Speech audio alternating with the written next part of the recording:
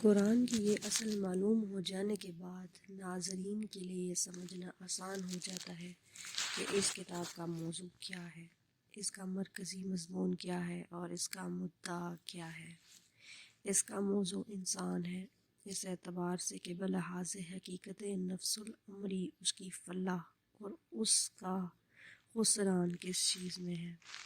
اس کا مرکزی مضمون یہ ہے کہ ظاہر بینی یا قیاس آرائی یا خواہش کی غلامی کے سبب سے انسان نے خدا اور نظام کائنات اور اپنی ہستی اور اپنی دنیوی زندگی کے متعلق جو نظریات قائم کیے ہیں اور ان نظریات کی بنا پر جو رویے اختیار کر لیے ہیں،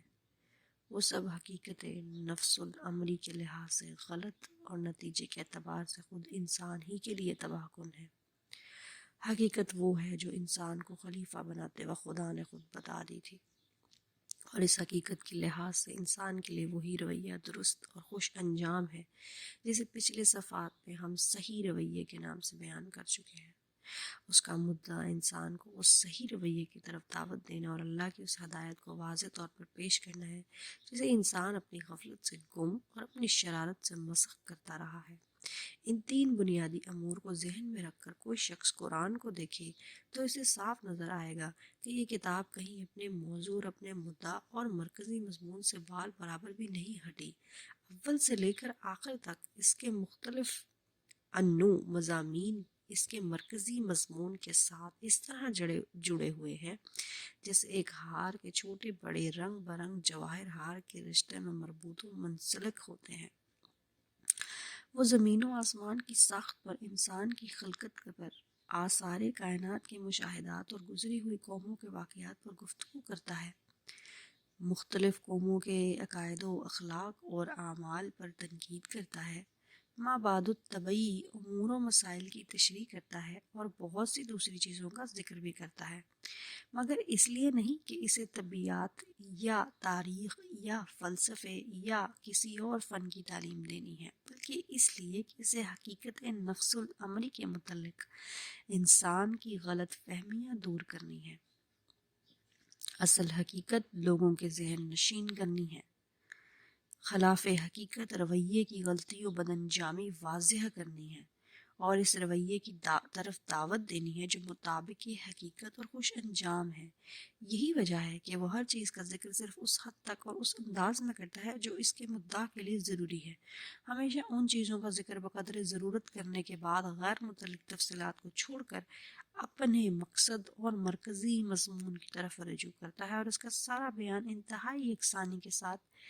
دعوت کے محور پر گھومتا رہتا ہے۔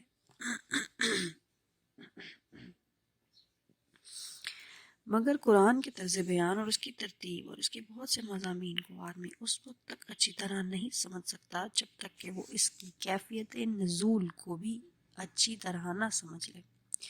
یہ قرآن اس نوعیت کی کتاب نہیں ہے کہ اللہ تعالیٰ نے بیک وقت اسے لکھ کر محمد صلی اللہ علیہ وآلہ وسلم کو دے دیا ہو اور کہہ دیا ہو کہ اسے شائع کر کے لوگوں کو ایک خاص رویے زندگی کی طرف بلائے۔ نیز یہ اس نوعیت کی کتاب بھی نہیں ہے کہ اس میں مصنفانہ انداز پر کتاب کے موضوع اور مرکزی مضمون کے متعلق بحث کی گئی ہو۔ یہی وجہ ہے کہ اس میں نہ تصنیفی ترتیب پائی جاتی ہے اور نہ کتابی اسلوب۔ دراصل اس کی نوعیت یہ ہے کہ اللہ تعالیٰ نے عرب کے شہر مکہ میں اپنے ایک بندے کو پیغمبری کی خدمت کے لیے منتخب کیا اور اسے حکم دیا کہ اپنے شہر اور اپنے قبیلہ قریش سے دعوت کی ابتدا کرے۔ یہ کام شروع کرنے کے لیے آغاز میں جن ہدایات کی ضرورت تھی صرف وہی دی گئیں اور وہ زیادہ تر 3 مضمونوں پر مشتمل تھیں۔ 1، پیغمبر کو اس امر کی تعلیم کہ وہ خود اپنے آپ کو اس عظیم الشان کام کے لیے کس طرح تیار کریں اور کس طرز پر کام کریں۔ 2، حقیقت نفس الامری کے متعلق ابتدائی معلومات